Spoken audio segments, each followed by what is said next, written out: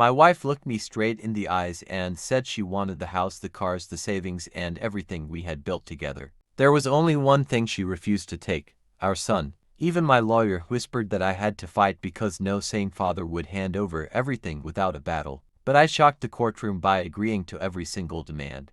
Everyone believed I had given up. My wife smiled like she had already won. Then the judge asked one simple question. Her lawyer froze. The smile disappeared from her face. In that moment, everyone finally understood why I had signed everything away. Stay until the end, because this true-to-life inspired fictional story reveals how one quiet decision changed everything forever. When my wife Emily first asked for a divorce, I expected arguments, tears, and endless negotiations. We had been married for 15 years. We owned a beautiful home, to luxury cars, successful investments, and enough savings to retire comfortably one day. I thought we would fight over every single dollar. Instead, she calmly slid divorce papers across the kitchen table. She said she wanted the house. She wanted both cars. She wanted every investment account. She wanted every piece of furniture. She wanted every vacation property. She wanted almost every dollar. Then she quietly added one sentence that completely changed my life. I do not want custody of our son. For a few seconds, I honestly thought I had misheard her. Our son Noah was only 12 years old.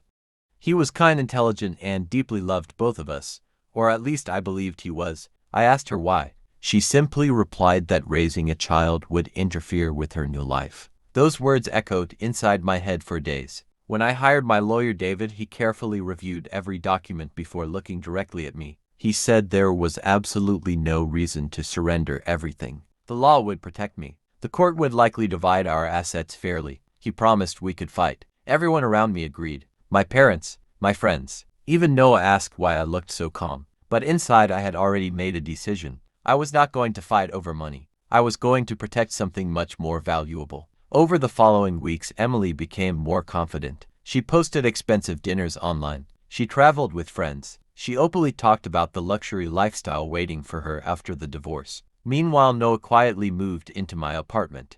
Every evening we cooked dinner together. We did homework together. We laughed together. For the first time in years, I realized how much of his childhood I had missed while working endless hours to build the life Emily wanted. One evening, Noah asked a question that broke my heart. Dad, did Mom ever really love me? I could not answer immediately. Instead, I hugged him and promised one thing. No matter what happened next, he would never be abandoned again. The final court hearing finally arrived. Friends and relatives filled the courtroom. Emily entered wearing an expensive designer outfit with complete confidence. Her attorney smiled proudly. My own lawyer leaned toward me one last time. Please do not do this. We can still fight. You will lose millions. I thanked him for caring. Then I quietly said, trust me. The judge reviewed every document. He asked whether I understood that by signing I was giving away nearly every marital asset. I answered yes. Emily smiled. Her lawyer smiled even wider. Then I signed every page without hesitation. Gasps filled the courtroom.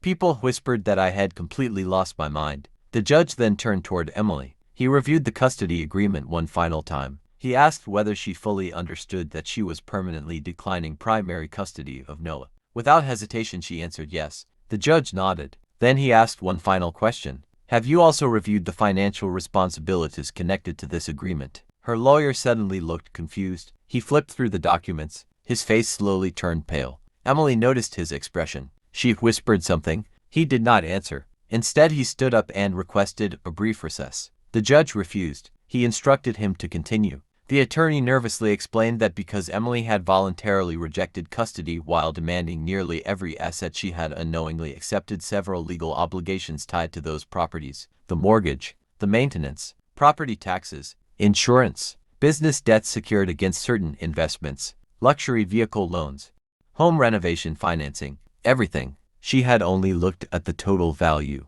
She never looked at the actual liabilities. The courtroom became completely silent. The judge reminded everyone that all disclosures had been properly filed weeks earlier. Every debt had been clearly listed. Emily had signed each acknowledgement. She simply never read them carefully. But that was not the biggest surprise. Months before filing for divorce, I had quietly accepted a promotion requiring relocation. My new employer provided executive housing, a company vehicle, exceptional retirement benefits, performance bonuses, outstanding health coverage, and full educational assistance for Noah. None of those future employment benefits were marital property because they began after our separation. My lawyer finally understood. That was why I had remained calm. I had not surrendered my future. I had simply let go of my past. Emily suddenly realized what had happened. She had spent months chasing possessions while ignoring the one thing that truly mattered: her family, her son, her future relationships. Outside the courthouse, reporters approached us. Most expected me to look devastated.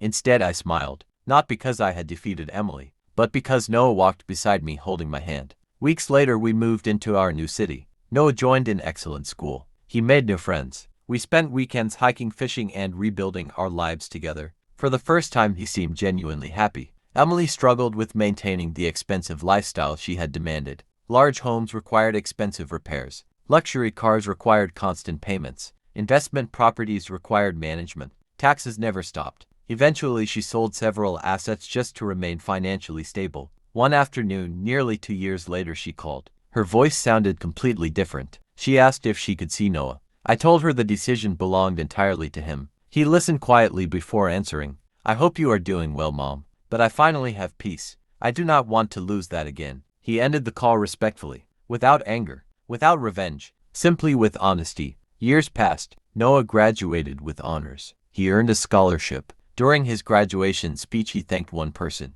"My father taught me that real wealth is not measured by houses or cars. Real wealth is knowing someone will never give up on you." There was not a dry eye in the room. As I watched him receive his diploma, I realized something important. The greatest victory was never winning the divorce. The greatest victory was raising a son who understood love, loyalty, and integrity. Money comes and goes. Property changes owners. Luxury fades. Character lasts forever. That was the inheritance I truly wanted to leave behind. People believed I had lost everything the day I signed those divorce papers. The truth was, I walked away carrying the only thing that truly mattered. My son trusted me. My conscience was clear. My future was still ahead of me. Sometimes the strongest victory is not taking everything from someone. It is refusing to become someone you would never respect. Greed may win a courtroom for a moment, but wisdom wins a lifetime.